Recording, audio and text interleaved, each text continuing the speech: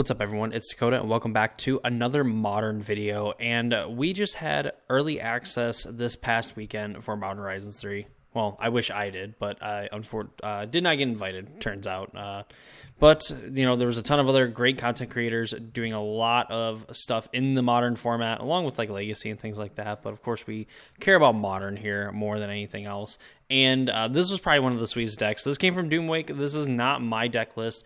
This is his deck list from, and like an updated version at that, from what I had actually seen him play on stream. So this is his deck list. Go check out Doomwake. He's awesome. You know, makes great content, everything like that. Great player as well.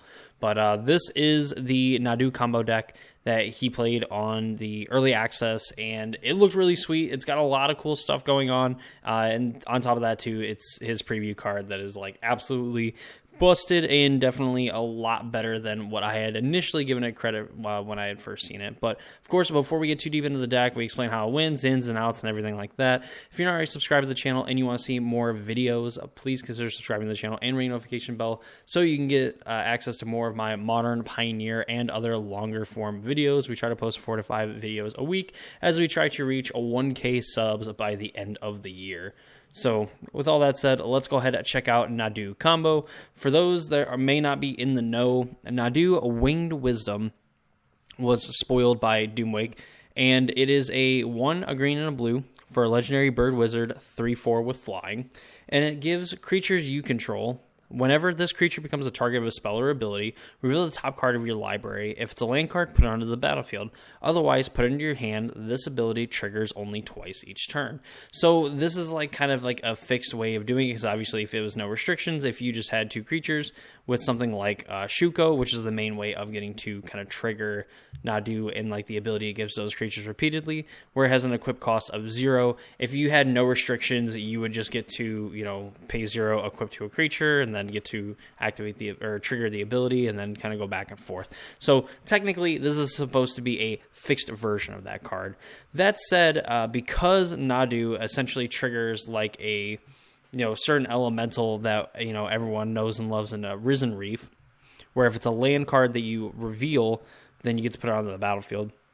It gets triggers with cards like Scoot Swarm, which makes a 1/1 green insect token, and if you have 6 or more lands, it becomes a copy of Scoot Swarm instead. So it creates more creatures, which means Nadu gives more creatures those abilities, which means that as long as our opponent cannot interact with Nadu or try to get rid of our Shuko or anything like that, we are just going to be able to eventually, with enough triggers, hit enough lands into play with something like Scoot Swarm, or even the another new card from Modern Horizons 3 in Spring Heart and Antuku, which, you know, allows you to either make a copy of a creature that it's attached to, and if you don't create it, you create a 1/1 green insect token, so that you also have, you know, things to target with your Shuko. And again, like, each creature you create gives you 2 more chances at finding another land, which is going to keep giving you more chances to kind of keep going off and eventually get to a point where you can play the card Thassa's Oracle, which is every CEDH player's nightmare, and apparently every EDH player's nightmare,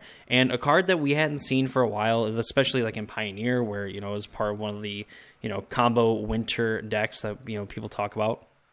But this double blue 1/3 says that when it enters the battlefield, look at the top X cards of your library, where X is your devotion to blue. Put one of them on top of your library and the rest on the bottom in a random order.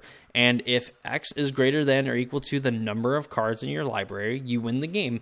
So essentially, you're going to get to a point where you're going to be able to end up drawing Thassa's Oracle from all these triggers. You're going to have all your lands into play, and in that point, every other card in your hand. You're going to be able to play a Thassa's Oracle as long as it resolves, or, you know, the triggers on the stack, whatever, and your opponent can't counter the trigger. You're going to win the game with 0 cards in your library, because even if your opponent kills the Thassa's Oracle with a trigger on the stack, your devotion to blue is 0, but you have 0 cards in the library, and, you know, you end up having an equal amount, means you win the game. So that's how the deck wins the game, is going to win by Thassa's Oracle. It could potentially also just make a ton of like Scoot Swarm tokens, and, you know, as you kind of end up, you know, making your land drops and you get to that 6th land where you create a copy of Scoot Swarm, you're going to make another one, which means that 2 is going to become 4, and then it just exponentially gets bigger to the point where you're just going to have a board full of 1/1 insects that can also win the game that way as well. So obviously, that's kind of what we're looking to set up. How are we going to try to facilitate this combo? So Giver of Runes was kind of the addition afterwards. I don't know if you got a chance to play with it. I had a ton of stuff going on this past weekend, so I try to watch when I could. But Giver of Runes, giving another creature protection from colorless or from a color of your choice until end of turn, just kind of gives you an added layer of protection for your Nadu, and just making sure that your opponents really can't interact with it. All that good. All that good, to be honest. Delighted Halfling is a card that we've seen a lot in like Yawgmoth and kind of like these other Legends style decks. This is no different, with Nadu being a legendary creature.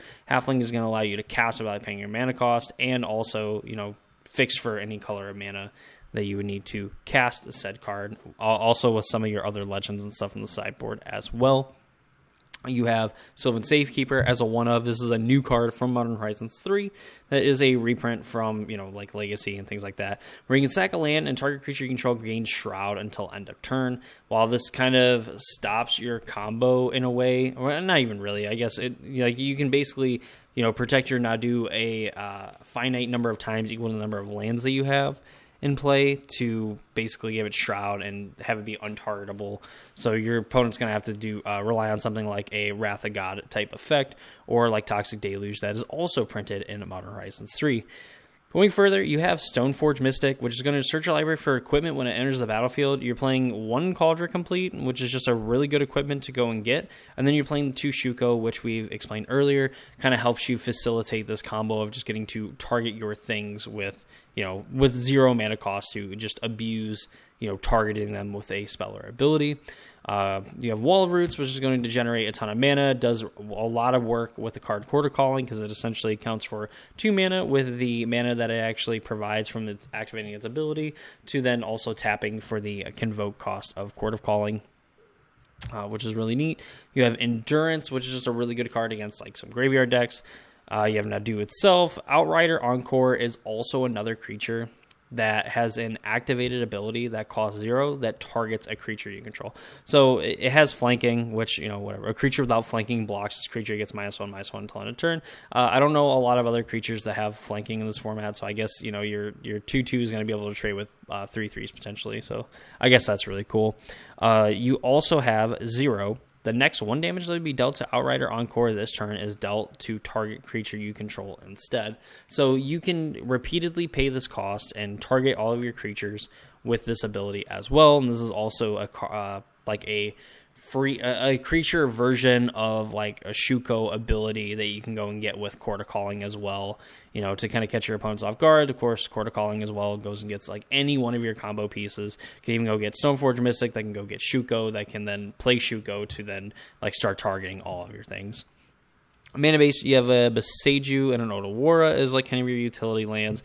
You have a Lush Portigo, which, if it would come up, gives it enters the battlefield, it surveils. You have a Breeding Pool, Hallowed Fountain, Forest, 1 Plains. You have 3 Urza Saga, because Urza Saga can go and get Shuko, plus just creating more creatures. Where is it? You can create more creatures as well on the 2nd chapter, and then on the when the 3rd chapter triggers, you can technically make another construct. It just gives you more creatures to kind of put into play, and then you can go and get Shuko. And then if you have a Nadu in play, plus 2 of these creatures, that means you have 6 6 cards that you can get with like Shuko, which is like an absolutely insane amount of cards. Sideboard, Orim's Chant, another Modern Horizons 3 card. Man, this set's really juiced. White, target player can't cast spells this turn, and then it has another white as kicker, and if the spell is kicked, creatures can't attack this turn.